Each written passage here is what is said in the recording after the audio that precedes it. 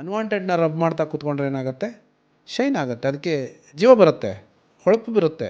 ತಾಮ್ರ ಏನು ಉಜ್ತಾ ಉಜ್ತಾ ಉಜ್ತಾ ಹೊಳೆಯುತ್ತಲ್ವ, ಹಾಂ, ಅದನ್ನು ಹಾಗೆ ಬಿಟ್ಟರೆ ಏನಾಗುತ್ತೆ, ಕಾಣಿಸೋದಿಲ್ಲ. ಕ್ಷಣದಲ್ಲಿ ಆ ಫಿಂಗರ್ ಇಟ್ರೂ ಅದ್ರ ಮಾರ್ಕ್ ಕಾಣೋದಿಲ್ಲ. ಆದರೆ ನೀವು ನೀಟಾಗಿ ತಿಕ್ಕಿಟ್ಬಿಟ್ರೆ ನಿಮ್ಮ ಫೇಸು ಕೂಡ ಅದರಲ್ಲಿ ನೋಡ್ಕೊಬೋದು. ಬಟ್ ನಮ್ಮ ತಪ್ಪುಗಳನ್ನ ಯಾವತ್ತೂ ಮಿರರಲ್ಲಿ ನಾವು ನೋಡ್ಕೊಂಡು ಕರೆಕ್ಟ್ ಮಾಡಬೇಕು. ನಾವು ಇನ್ನೊಬ್ರು ಬಂದು ನೀನು ಸರಿ ಇಲ್ಲ, ನೀನು ತಪ್ಪು ಸರಿ ಅಂತ ಹೇಳೋವರೆಗೂ ಕೂತ್ಕೊಂಡು ನಾವು ಅದನ್ನು ಕರೆಕ್ಟ್ ಮಾಡ್ಕೊಳ್ಳೋವರೆಗೂ ಹೋಗಬಾರ್ದು. ನಾವು ನಮ್ಮ ಮಿಸ್ಟೇಕ್ಸ್ಗಳನ್ನ ಅರ್ಥ ಮಾಡಿಕೊಂಡು ಸರಿ ಮಾಡ್ಕೊಳ್ತಾ ಹೋಗಬೇಕು.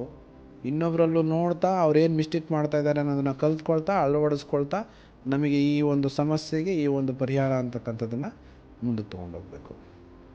This is what exactly happens women empowerment. ಇದು ಇಲ್ಲಿಂದಲೇ ಶುರುವಾಗಬೇಕು.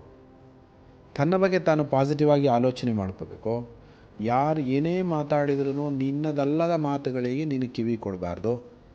ಕಣ್ಣು, ಕಿವಿ, ಮೂಗು, ಬಾಯಿ ಎಲ್ಲವನ್ನು ನಿಶಬ್ದ ಸ್ಥಿತಿನಲ್ಲಿ ಇಟ್ಕೊಂಡು ನಿನ್ನ ಸಕ್ಸಸ್ಸಿನ ಕಡೆ ಗಮನ ಇಟ್ಟುಕೊಂಡು ನೀನು ಏನು ಮಾಡಬೇಕು ಅಂತ ಒಳ್ಳೆ ರೀತಿಯಲ್ಲಿ ನೀನೇನು ಮಾಡಬೇಕು ಅಂತ ಮುಂದೆ ಹೊರಟಿದೆಯೋ ಅದನ್ನು ಈಸಿಯಾಗಿ ಮುಂದೆ ತೊಗೊಂಡು ಹೋಗೋದು with a family support. Exactly women empowerment ಆಗೋದು ಇಲ್ಲಿಂದಲೇ.